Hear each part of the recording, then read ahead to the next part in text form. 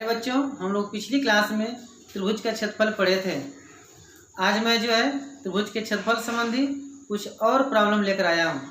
हम लोग जो है आगे जो है कुछ और प्रॉब्लम सीखते हैं। ठीक है, इसे आपको दे दिया जाए पहला सवाल के रूप में कि तीन बिंदु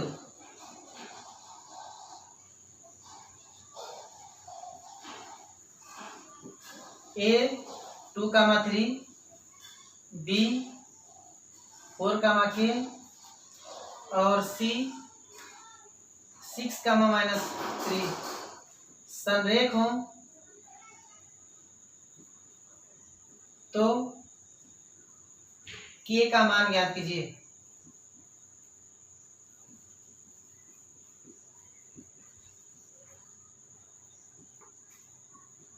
पिछली क्लास में भी हम लोगों ने कुछ इस तरह के सवाल किए थे। आज एक और सवाल इस तरह का कर लेते हैं। हम लोगों ने पढ़ा था कि अगर तीन बिंदु संरेख हैं तो त्रिभुज का क्षेत्रफल जो है शून्य होता है। पहले बिंदु लिख लेते हैं, A2,3 B4,K और C जो है 6,-3। इसको मान लेते हैं x1 y1, इसको मान लेते हैं x2 y2 और इसको मान लेते हैं x3 y3। देखिए दिया हुआ है कि तीनों बिंदु संरेख हैं। तीनों बिंदु संरेख है। संरेख कहने का मतलब होता है कि एक सरल रेखा पर स्थित है। संरेख है, ये संरेख है, इसलिए इसे बनने वाले त्रिभुज का क्षेत्रफल हो जाएगा। इसलिए त्रिभुज का क्षेत्रफल हो जाएगा कितना? 0। ठीक है, पिछली क्लास में भी हम लोगों ने पढ़ा था। अब त्रिभुज का क्षेत्रफल लिखिए, 1/2 x1 y2 - y3 plus x2 y3 - y1 plus x3 y1 - y2, ये बराबर हो जाएगा 0 के। देखिए 1/2 का तो तिरिया गुणा करके इधर 0 में इसको 0 कर देंगे। बाकी जो यहाँ से मान रखिए, x1 का मान हो गया 2,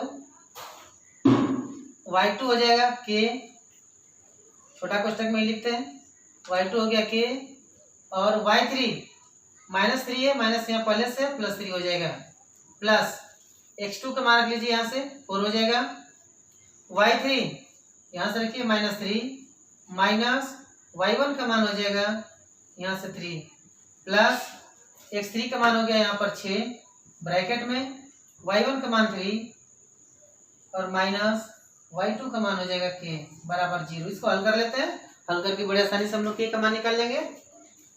गुणा करिए, यहाँ से आ जाएगा 2k प्लस 2 का 3 में मल्टीप्लाई कर दिया जाए 6 आएगा, प्लस यहाँ से देखिएगा -3 और -3 मिलकर हो जाएगा -6 और -6 में जब 4 से मल्टीप्लाई करेंगे तो ये आ जाएगा -24 प्लस 6 का जो 3 में मल्टीप्लाई कर दें 18 और -6k = 0। ठीक है, कोई दिक्कत नहीं। अब देखिए दोनों के को एक साथ ले लीजिए, 2k - 6k ये आ जाएगा -4k। एक प्लस में एक माइनस में है इसलिए घट जाएगा और हमेशा बड़े वाले का साइन रखा जाता है। बड़े वाले में साइन माइनस इसलिए माइनस हो गया। इन दोनों प्लस वालों के एक साथ ले लीजिए, तो दोनों प्लस वालों के एक साथ ले लेंगे तो ये आ जाएगा +24 और माइनस में आ जाएगा 24 = 0। ठीक है, कोई दिक्कत नहीं। आगे देखिए, -4k 24 में से 24 घटा दें तो 0 आ जाएगा, ये बराबर आ जाएगा 0 के। यहाँ से लिख सकते हैं कि k बराबर 0/-4 या k बराबर आ जाएगा 0। इस तरह से ये तीनों बिंदु संरेख है तो k का मान कितना आ जाएगा? 0 आ जाएगा। किसी को कोई दिक्कत नहीं, आगे बढ़ा जाए। चलिए ठीक है, अगला सवाल देखते हैं।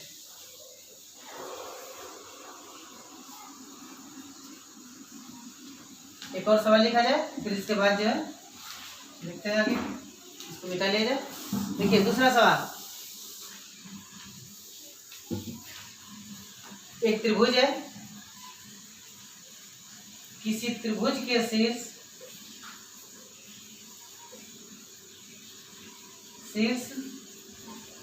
क्रमशः 2,1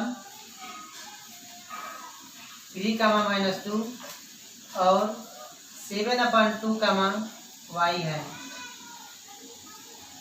यदि त्रिभुज का क्षेत्रफल 5 वर्ग इकाई हो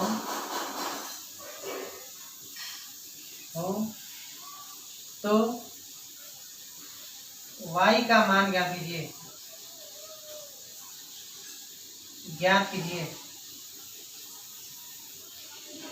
हमें y का मान ज्ञात करना है। ठीक है, देखिए आप तीनों शीर्ष दिए हैं, इसको हल कर लिया जाए।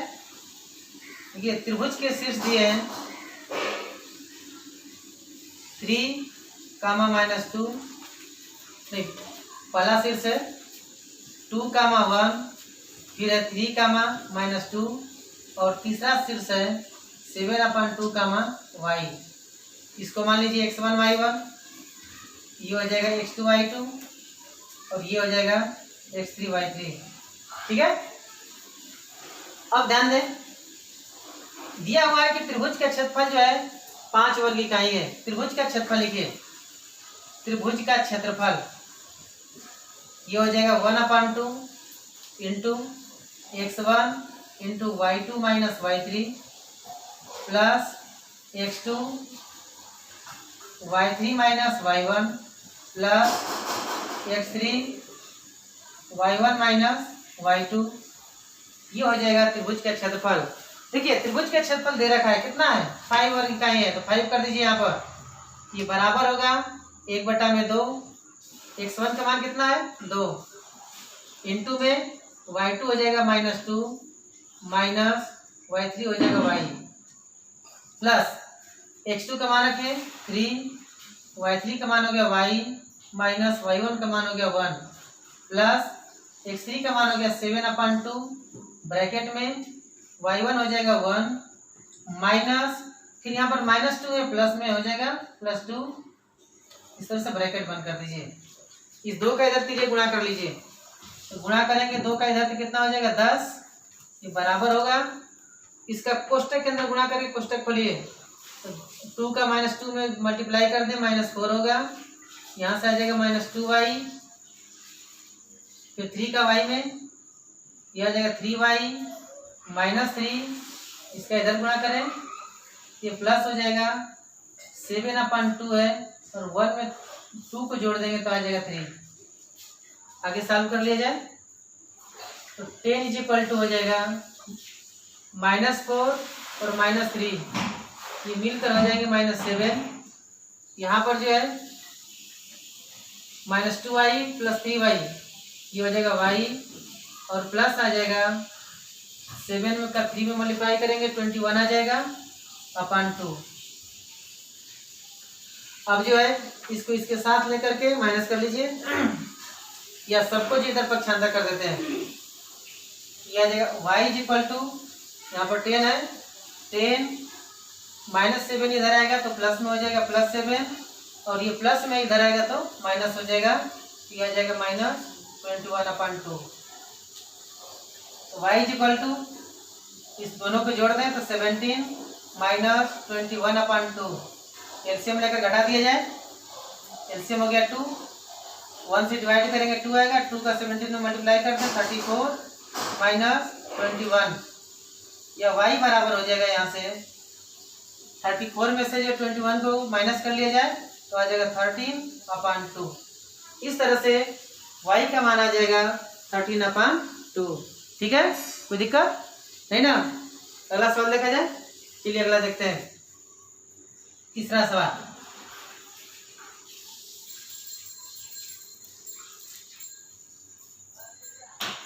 मिटा लीजिए पहले, फिर देखते हैं तीसरा सवाल। चलिए जिससे आपको कह दिया जाए तीसरा सवाल के रूप में, यदि बिंदु 3,3 h,0 और 0, k संरेख हो तो सिद्ध कीजिए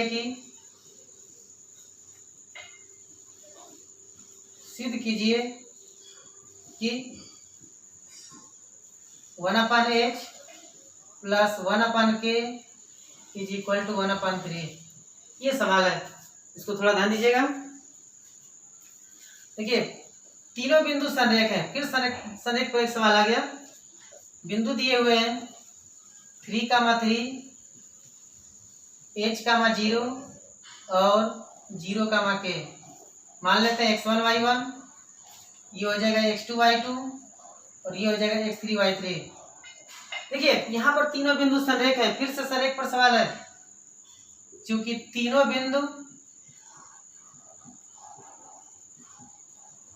बिंदु संरेख है। अभी हम लोगों ने पढ़ा है कि तीन बिंदु संरेख कब होते हैं, जब त्रिभुज का क्षेत्रफल शून्य हो। इसलिए हम लिख सकते हैं कि त्रिभुज का क्षेत्रफल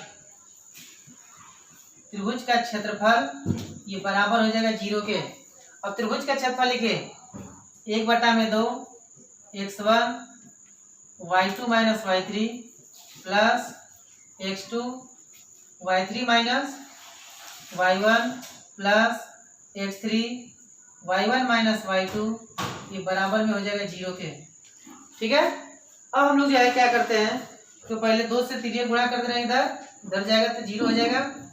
अब इसका मान रख लेते हैं, x1 का मान यहाँ से रख लें 3, ब्रैकेट में हो जाएगा y2 का मान 0 माइनस y3 का मान k प्लस x2 का मान यहाँ से रख लीजिए h, ब्रैकेट में हो जाएगा y3 का मान k हो गया माइनस y1 का मान 3 प्लस x3 का मान 0, y1 का मान यहाँ से लिख लेते हैं 3 माइनस y2 का मान हो जाएगा 0, ये बराबर हो जाएगा 0 के। इसको सॉल्व कर लिया जाए तो 3 इंटू माइनस के प्लस h को रन दीजिए k माइनस 3 और 0 के इधर गुणा करेंगे तो ये हो जाएगा 0 बराबर 0। आगे मल्टीप्लाई करिए, -3 के प्लस h के इसमें गुणा किया जाए तो प्लस में आ जाएगा h के और माइनस 3h, ये बराबर हो गया 0 के। ठीक है, अब हमको ये सिद्ध करना है। इसके लिए क्या करिएगा आप, इस h के को जो है पक्षांतर कर दीजिए, यहां से आ जाएगा -3 के माइनस 3h बराबर -hk। ठीक है, माइनस से गुणा कर लेते हैं, माइनस से गुणा करेंगे सब प्लस में हो जाएगा 3k प्लस 3h बराबर hk। ठीक है, अब जो है ये सब बटा में लाने के लिए क्या करिए कि 3hk से भाग दे दीजिए, 3hk से भाग देते हैं, 3hk से दोनों पक्षों में भाग दे रहे हैं। भाग देने पर भाग दिया जाए तो भाग देंगे तो क्या आएगा 3k/3hk प्लस 3h/3hk बराबर hk/hk। कटेगा यहाँ से 3k से 3k कट गया, 1/h प्लस में आएगा 1/k बराबर में आ जाएगा, यहाँ 3 छूटा हुआ है 1/3। इस तरह से आ गया 1/h plus 1/k is equal to 1/3। ठीक है, एक और प्रॉब्लम कर लेते हैं। चलिए पहले मिटा लिया जाए, कम से कम 2 प्रॉब्लम और कर लेते हैं, इतना में जो है सब क्लियर हो जाएगा। देखिए प्रॉब्लम नंबर 4, लोग अगला सवाल करते हैं, चौथा सवाल। चलिए देखिए चौथा सवाल, त्रिभुज ABC के शीर्ष A 4,-6 B 3,-2 और C 5,2 है, तो सिद्ध कीजिए कि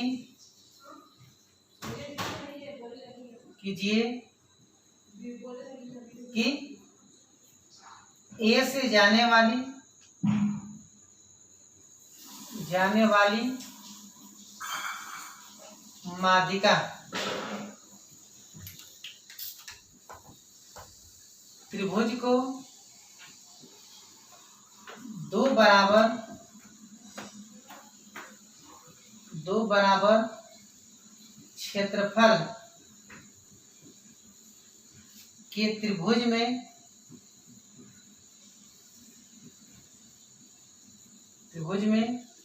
विभाजित करती है।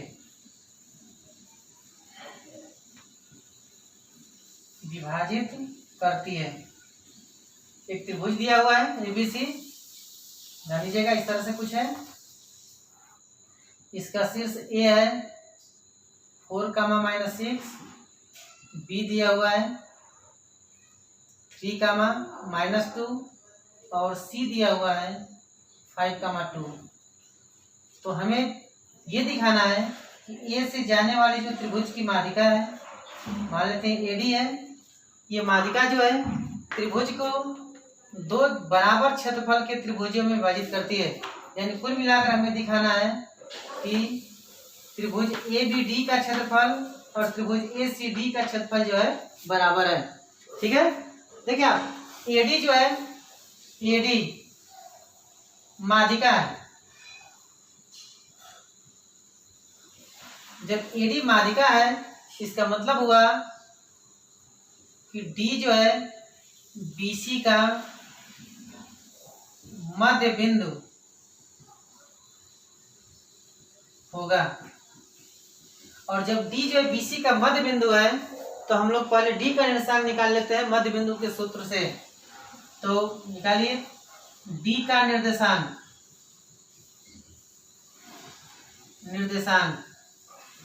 ये हो जाएगा x1 + x2/2 कामा y1 + y2/2। मान रख लीजिए x1 का मान है, यहाँ से बीसी का मध्य बिंदु निकाल रहे हैं तो यहाँ से x1 y1 x2 y2 इसको ले लेंगे। ये हो जाएगा 3 + 5/2 कामा -2 + 2/2। इस तरह से डी का निर्देशांक हो जाएगा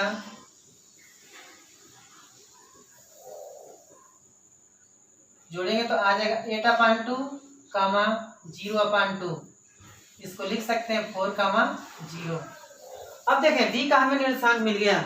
अब क्या करेंगे कि पहले त्रिभुज ए बी डी का क्षेत्रफल निकालेंगे, फिर जो है त्रिभुज ए सी डी का क्षेत्रफल निकालेंगे और दिखाएंगे कि दोनों त्रिभुजों का क्षेत्रफल जो है बराबर है। तो पहले ए बी डी का क्षेत्रफल निकालते हैं। ए दिया हुआ है 4, -6, बी दिया हुआ है 3, -2 और डी दिया हुआ है, अभी हम लोगों ने ज्ञात किया है 4, 0।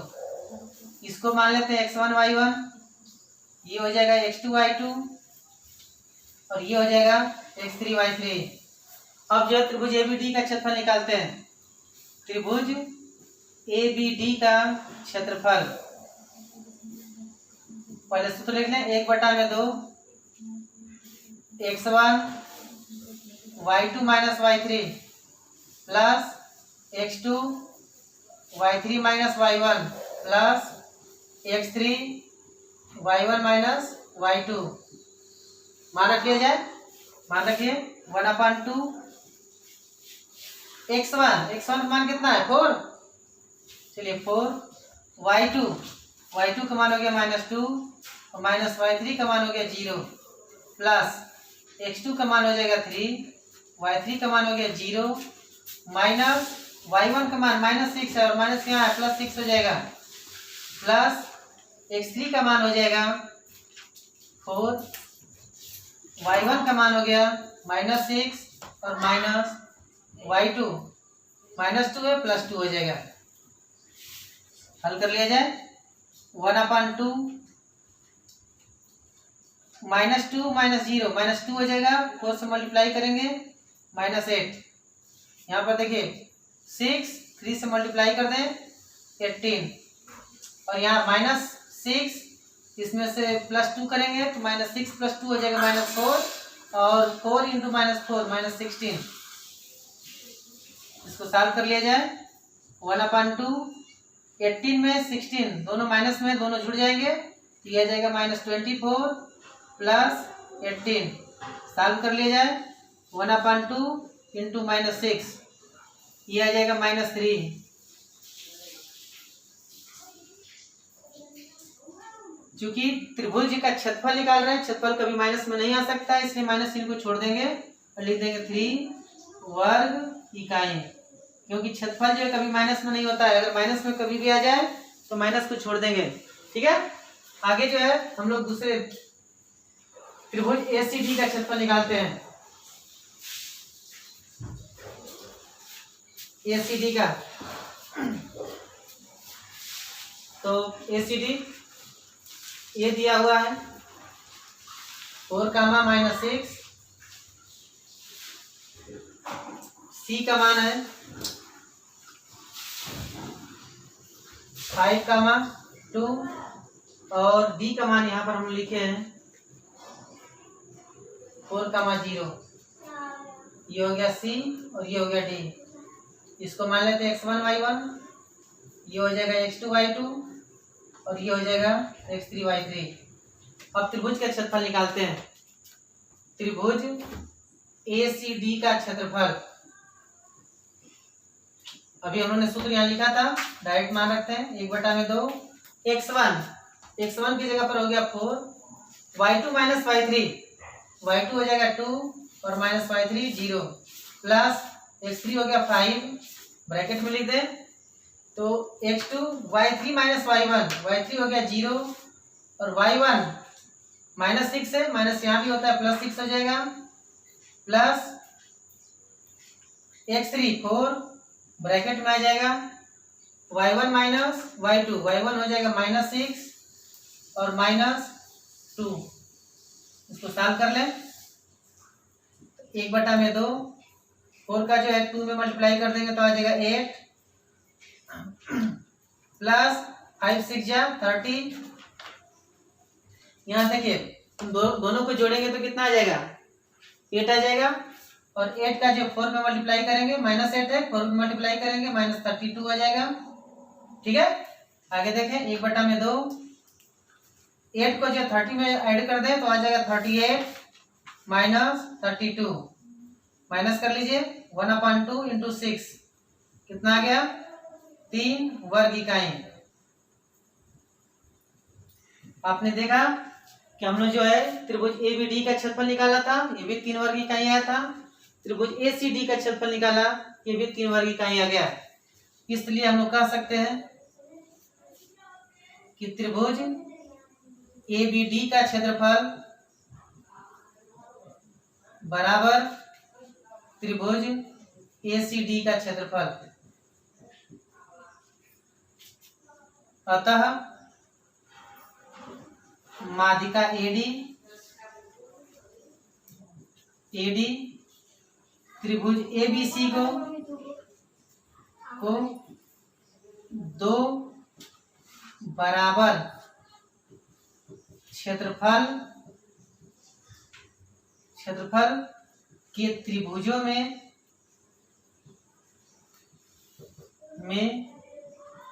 विभाजित करती है। ठीक है, कोई दिक्कत नहीं। एक और सवाल हम लिख लेते हैं। एक सवाल मैं लिखूंगा और उसका हिंट भी कर दूंगा और आप लोग खुद सवाल करिएगा, किसी तरह की दिक्कत नहीं होगी, क्योंकि हम लोगों ने काफी सवाल कर लिया, आप लोग को समझ में भी आया है। आप लोग खुद से करने की कोशिश करेंगे। एक सवाल लिख करके हिंट कर दे रहा हूँ कि एक मात्र सवाल पर मैं आपको दे रहा हूँ, इसको जरूर हल करिएगा।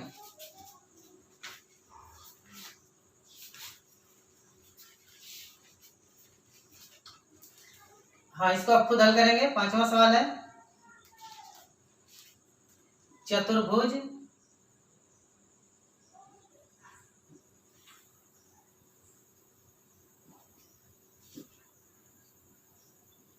के शीर्ष A -5, B -4, -5, C -1, -6 और D 4, 5 है। चतुर्भुज का क्षेत्रफल ज्ञात कीजिए। चतुर्भुज का क्षेत्रफल ज्ञात कीजिए। एक छोटा सा एकमात्र सवाल आपको दे रहा हूं, आप लोग खुद सॉल्व करेंगे। देखिए आप एक चतुर्भुज दिया हुआ है, किसी भी तरह का एक चतुर्भुज खींच लीजिए, ए बी सी डी, एक चतुर्भुज हो गया। चारों शेष लिख लीजिए, ये हो जाएगा -5, 7, ये हो जाएगा -4, -5, ये दिया है -1, -6 और ये है 4, 5। हमें जो है इस चतुर्भुज का क्षेत्रफल निकालना है। अब क्या करेंगे, बी से डी को मिला दीजिए। बी से डी को मिला दिया, जब बी से डी को मिला देंगे आप तो यह जो है दो त्रिभुज बन जाएंगे, एक यहाँ से ये और एक ये त्रिभुज बन गया। अब क्या करेंगे आप कि इस त्रिभुज ए बी डी का क्षेत्रफल निकाल लेंगे, फिर जो है त्रिभुज बी सी डी का क्षेत्रफल निकाल लेंगे।